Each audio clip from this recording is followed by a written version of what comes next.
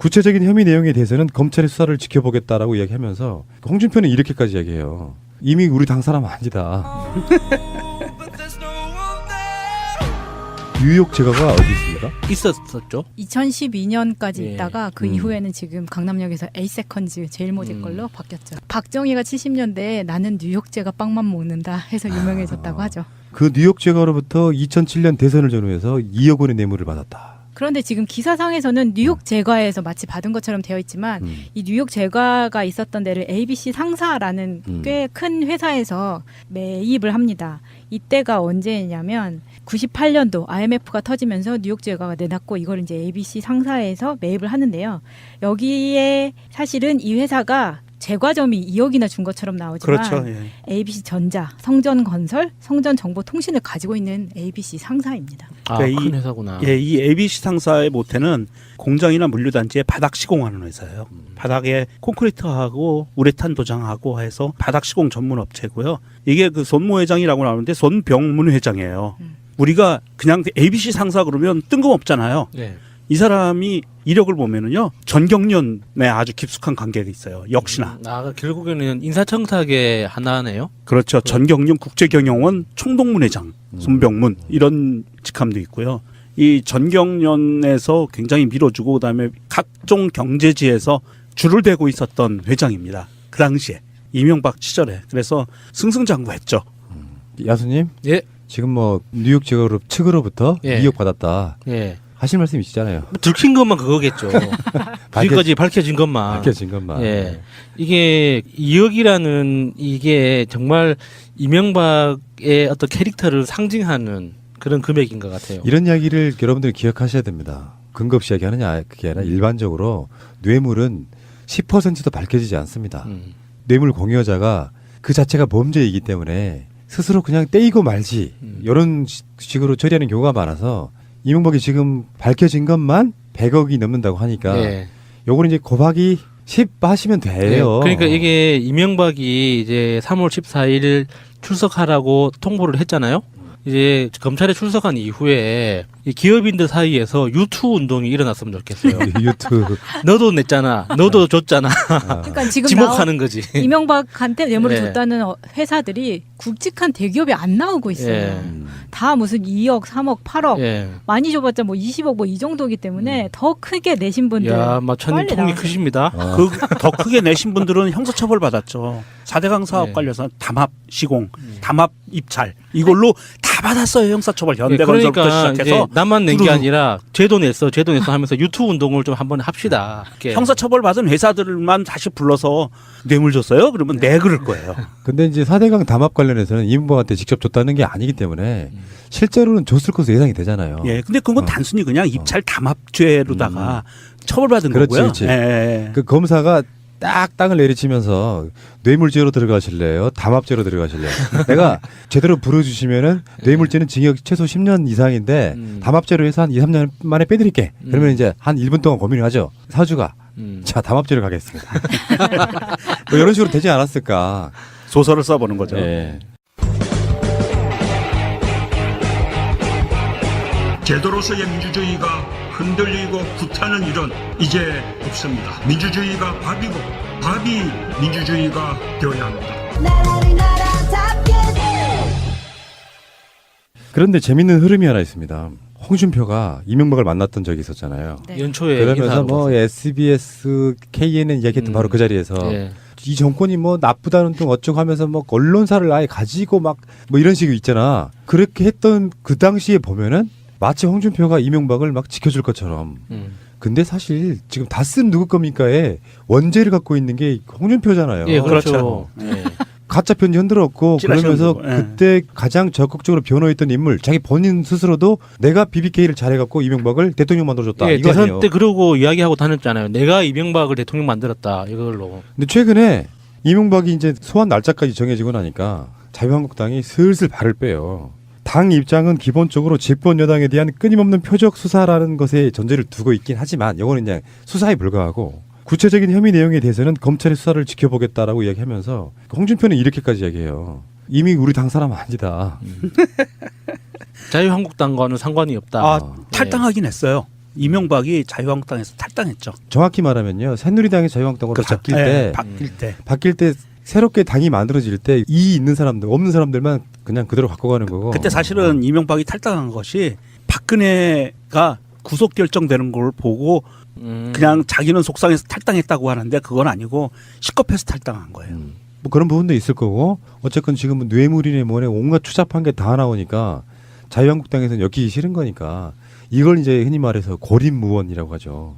뭐 평야 이렇게 벌판 광야에 혼자 딱 서 있는 거예요. 예, 그래 이명박이 그럼 다시 또 이 타이밍에 아침 이슬 노래 한번 불러주셔야겠는데. 사람은 그럴 때 철학자가 되지 않나요? 그렇게 외로워졌을 때? 술 한 잔 먹어야 되는데 예. 그 내부자라는 영화 보면은 그 권력가 이를테면 이명박이라는 대선 후보와 뭐 김대중 같은 조선일보 주필과 그리고 그 삼성의 이건희 같은 재벌이 술자리를 합니다. 그리고는 다 벗고 고추 갖고 놀죠. 사람이 지금 아니 실제 영화에서 그러잖아요. 아, 나 충격받았어요. 네. 그거 조심하세요. 막 찔러 이 망나니 진짜 대망나니 진짜. 그러면서 이제 서로 간에 정경유착, 권한유착 뭐 이렇게 계속 그런 모습들을 보여주지 않습니까? 근데 사실 이명박의 몰락은 역사의 사필기전 같은 거예요. 언젠가는 드러나. 그러니까 왜 미투 운동으로 정치인들이 어떤 여권, 양성평등, 젠더폭력 이런 거를 인식하듯이 이명박이나 박근혜에 대한 처벌로 있잖아요. 네. 권력은 유한하지 않다는 것을 깨닫는 계기가 돼야 돼요. 언젠간 드러나는데 물론 영원히 숨기고 갈 수도 있겠죠. 그렇지 않은 경우도 역사적 교훈을 줘야 되는데 여기서 지금 자유한국당이 이명박을 옹호하느냐, 그러니까 엄호해 주느냐 아니냐에 따라서 이명박은 입장이 굉장히 달라지거든요. 정치 보복으로 몰고 갈 수가 없어요. 그러니까 이 상황에 누구나 다 처음에는 실드를 쳤죠. 국정원 특활비도 뭐 관행이었다는 등 이런 식으로 했는데 다 거짓말로 드러났지 않습니까? 근데 여기서 자유한국당이 사실은 이걸 엄호하기 시작하면 정치보복 프레임으로 가는 거죠. 근데 자기들이 계산했을 때 지방선거에 유리하지 않다. 그 근거는 딱 하나라고 생각해요. 국민들의 여론조사. 그게 70% 가까이가 국민들이 이명박 당연히 처벌해야 구속해라, 된다고. 예. 구속수사해라라고 이야기했는데 그러면 그거를 자기들이 반대하는 순간 국민들 70%하고 척을 지는 효과가 네. 생기는 거예요. 여론조사 효과가 바로 이런 거죠. 마지막으로 우려되는 건 검찰 내부의 분위기죠. 이게 아직까지도 그런 이야기가 들려오더라고요. 전직 대통령을 모두 다 그렇게 구속할 필요가 있냐. 이게 현대사의 비극이다. 역사적으로 부끄러운 일이다. 뭐 이런 식으로 이야기를 하는데 정말 제가 저번에 한번 미친 듯이 이야기한 것 같은데 절대 부끄러운 일이 아닙니다. 정말 우리 어떤 역사적 자랑이에요. 우리 국민이 만들어낸 쾌거. 이게 다스는 누구 건지 궁금해했던 우리 모두가 만들어낸 이렇게 잘못하면은 죄받고 누군가 범죄를 저지른 사람은 언젠가는 처벌받는다는 이 당연한 상식을 지켜내기 위한 마지막 매듭이에요. 그래서 이명박 꼭 박근혜 옆으로 가길 바랍니다. 504라고 하든가. 예. 그 수감번호가 빨리 나왔으면 좋겠네요. 사실 이명박 구속에 대해서는 이명박을 지지하는 사람도 이의가 없을 거예요. 그러니까 안 들어갔으면 좋겠지만 구속될 거라는 데는 이의가 없다는 거죠. 대부분 그럴 것 같고요. 7일 수요일 날 이상득이 다시 휠체어를 타고 나타났습니다. 그 양반은 검찰청 들어갈 땐 휠체어 나올 땐 걸어서 이거 언제까지 하려고 그래요? 이게 적 같은 게 이명박이 기침하는 것처럼요. 검찰 소환하는데 수염도 안 깎고 들어가. 그리고 예의가 없어, 기본이. 차에서 내릴 때는 지발로 내려. 그 지발로 내려가지고 휠체어에 앉더라고. 그저 저 김어준, 주진우 예. 재판 받으러 갈 때 뭐 입고 가요? 까만색 슈트. 깔끔한 양복 예. 입고 가잖아요. 예. 근데 김어준은 그냥 수염 기른 사람이니까 뭐 거기다가 평상시 때 그게 패션인데 결국엔 태도 문제라고 하더라고요. 경찰이나 검찰 입장에서 대충 하고 오면 일단 기분이 좀 픽 상한다는 거야. 당연하죠. 그러니까 양복을 꼭 차려입고 갈 필요는 없지만 일부러 환자 코스프레를 하기 위해서 수염도 깎을 만큼 힘이 없다. 나는 수저를 들 힘도 없다 하고 좀 비슷한 거야. 그래서 수염 기르고 나와서 정말 불쌍한 표정으로 마치 이윤택이 기자회견 예설한 거라고 좀 비슷하게 온갖 불쌍한 모든 코디를 하고 나오는 거예요. 네. 거기에 필수적인 게 휠체어죠. 이 좀 인간이 어떻게 살아야 하는가를 상징적으로 보여주는 모습 같았어요. 이렇게 아무리 젊은 시절 잘 나갔어도 그 무슨 소용이에요. 그게 그 부귀영화가 다 무슨 소용이에요. 다 늙음하게 그런 사람 국민적인 손가락질을 받고 존경은 불구하고 이 거의 비난의 끝판왕이죠. 이렇게 인간 이하의 눈빛을 이렇게 받으면서 그 사진도 잘 찍었더라고요, 기자들이. 그 굉장히 초라한 행색임을 기자들은 그만큼 이 이상덕이라는 사람이 불쌍해요라는 걸 보여주고 싶었는지 모르겠는데 제 눈에는 뭔가 우리한테 교훈을 주는 것 같았어요. 가증스럽죠, 예. 사실은. 예. 네. 그 이명박도 어찌하지 못했다는 게 이상덕이잖아요. 예. 지금 최근에 포스코 관련한 비리도 지금 이상덕이랑 관련이 있는 거고 그렇게 해서 이명박 이후의 상황 이 표현이 그냥 나오는 말이 아니에요. 이명박도 친형이기 때문에 더군다나 덕을 좀 본 친형이기 때문에 컨트롤이 안 됐다고 할 정도인데 이 사람이 결국에는 권력을 잃고 딱 권불 10년이란 말이 정확하게 일치하는 게 바로 이명박 아니에요. 화무 11홍이란 말도 그렇고 근데 거기에 그 상황이었던 이상덕이 그렇게 속된 표현으로 십주그리하게 나타나서 나 불쌍해라고 말하는 거 보니까 이게 얼마나 가증스럽냐고요. 네, 나라 네. 같으면요. 최소한 어떤 그 권력을 쥔 한때 권력자였던 자로서 당당하게 나타나서 당당하게 소명하겠습니다라고 들어가면 훨씬 나은데 그들을 지지했던 세력들은 어쩔까요? 그런 마음이. 쪽팔리죠. 그리고 그 예. 역대 재벌들이나 정치인들이 휠체어 타고 들어가는 장면을 너무나 많이 봐왔기 때문에 실제로 아프다라고 해도 거기에 대한 동정심은 사실 없어요. 오히려 위선적이라고 느끼는 부분이죠.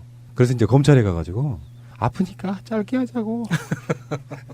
근데 검찰이 봤을 때는 이상덕이 그렇게 중환자가 아니라고 느끼기 때문에 이상덕을 부르는 거라고 생각해요. 진짜 중환자면 찾아가 조사합니다. 그 진짜 아픈 사람은 눈빛을 보면 티가 납니다. 네, 그 아직 이상덕 씨는 눈빛이 살아 있던데요.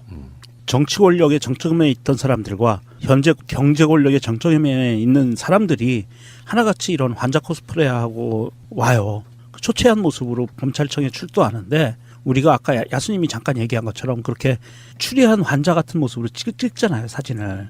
기자가 그렇게 찍는 게 아니고요. 데스크가 그런 사진을 고르는 겁니다. 그렇지, 그건 맞지. 그래서 저 사람이 아직 권력자 나와바리 안에 있는 거예요, 이상덕이.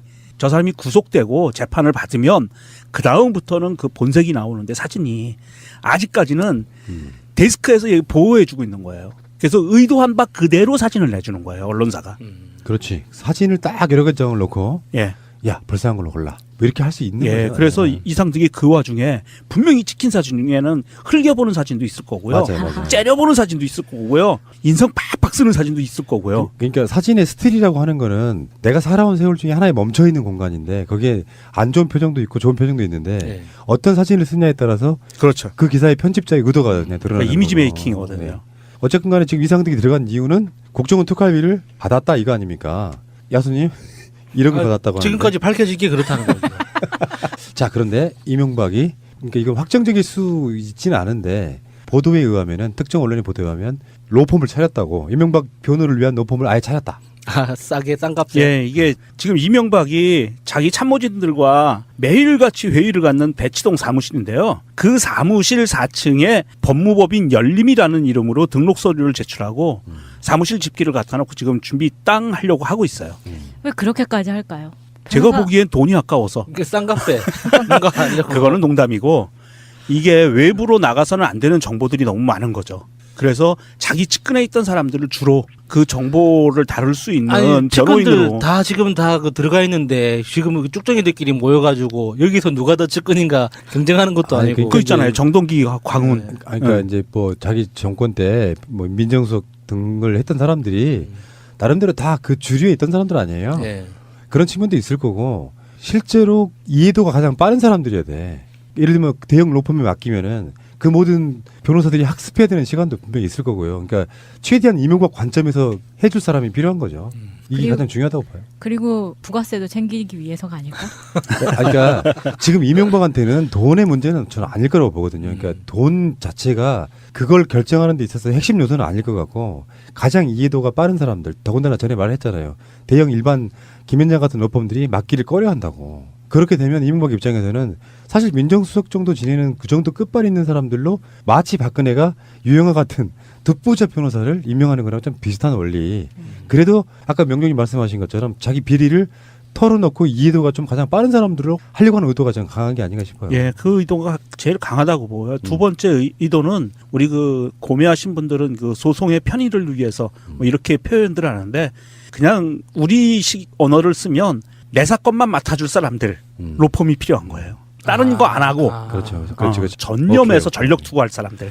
자, 법무법인 이름이 또 따로 나오긴 했어요. 뭐 한글로 이름이 져졌던데 지금 빼고 법무법인 MND 뭐 이런 걸로 MBN 다스. 뭐 이렇게. 공식적으로는 법무법인 열림으로 네. 등록이 됐습니다. 그러니까 김현장처럼 예. 이게 서로 간에 박근혜하고 또 이명박하고 그 분위기를 보면 서로 또 교류하는 느낌도 없어요. 전직 대통령 둘이 뭔가 이렇게 합심을 해가지고 정치 보복하지 마세요 이렇게 하는 느낌도 없어. 그러니까 내 느낌은 그래요. 박근혜 쪽은 우리만 당하긴 억울해. 너도 들어가 이런 느낌이고요. 이명박은 이런 느낌이에요. 정치 잘못해가지고 나까지 또 피해보네 이런 느낌이에요. 어쨌거나 그런 느낌. 결과적으로 그 법무법인 이름은 잘 지었네요. 열림. 열림. 감옥문을 활짝 열었어요. 어서 오세요. 이름 잘 지어야 된다 진짜. 지옥문이 열리는 거죠. 예. 이게 영어로 약자로 아까 푸나님이 우스갯소리로 얘기했지만 제가 보기에는 이제 MNP 그래서 MN팍 이거 MLB 팍하고 비슷해지는데 그렇게 중간 이명박할 때 M이면은 근해할 때 K가 돼서 MNK가 돼야지. 아 그런가요? 네. 아니면 뭐 EN박이라든지 뭐 그런 이엔박. 식으로. 그냥 이렇게 해 그러면 옛날에 그 마침구처럼 이명박근혜 딱 좋은데. 로펌 이명박근혜. 아 근데 그게 아니라니까 서로 합칠 수가 없는 물과 기름 같은. 아니 스승과 제자 사이잖아요. 이게 잘 보면 박근혜가요 사실은 잘못한 거예요. 물론 그렇게 할 수도 없었겠지만 정권이 바뀌고 나서 비리가 드러나는 경우는 최소한 형식적으로라도 이명박을 쳤어야 돼. 이명박의 비리를. 그러면 그런 효과로 박근혜는 저는 파면 안 당하겠다고 봐요. 이명박을 움켜쥐고 있으니까 결론적으로 그 비리 구조를 벗어나지 못한 거지. 국정원 특활비가 대표적인 거 아닙니까? 그래서 이명박을 어느 정도 눈 가리고 암호하는 식으로라도 단죄를 해주고 본인 스스로가 그 관행이라고 불렸던 것들을 단죄를 딱 했어야 되는데 결국에는 이명박을 치지 못한 이유 결국에는 5년 만에 퇴임한 지 5년 만에 이명박이 감옥에 가게 되는 그런 상황이 벌어진 거죠. 이 사람이 이력을 보면은요 전경련에 아주 깊숙한 관계가 있어요. 역시나 결국에는 인사청탁의 하나네요. 그렇죠. 전경련 국제경영원 총동문회장 손병문 이런 직함도 있고요. 이 전경련에서 굉장히 밀어주고 그다음에 각종 경제지에서 줄을 대고 있었던 회장입니다. 그 당시에 이명박 시절에 그래서 승승장구했죠. 야수님, 예. 지금 뭐 뉴욕 제거룹 측으로부터 예. 2억 받았다. 예. 하실 말씀 있으시잖아요. 들킨 것만 그거겠죠. 지금까지 밝혀진 것만. 밝혀진 것만. 예. 이게 2억이라는 이게 정말 이명박의 어떤 캐릭터를 상징하는 그런 금액인 것 같아요. 이런 이야기를 여러분들이 기억하셔야 됩니다. 근거 없이 이야기하느냐 그게 아니라 일반적으로 뇌물은 10%도 밝혀지지 않습니다. 뇌물 공여자가 그 자체가 범죄이기 때문에 스스로 그냥 떼이고 말지 이런 식으로 처리하는 경우가 많아서 이명박이 지금 밝혀진 것만 100억이 넘는다고 하니까 예. 요거는 이제 곱하기 10 하시면 돼요. 네, 그러니까 이게 이명박이 이제 3월 14일 출석하라고 통보를 했잖아요. 이제 검찰에 출석한 이후에 한 사람 아니다.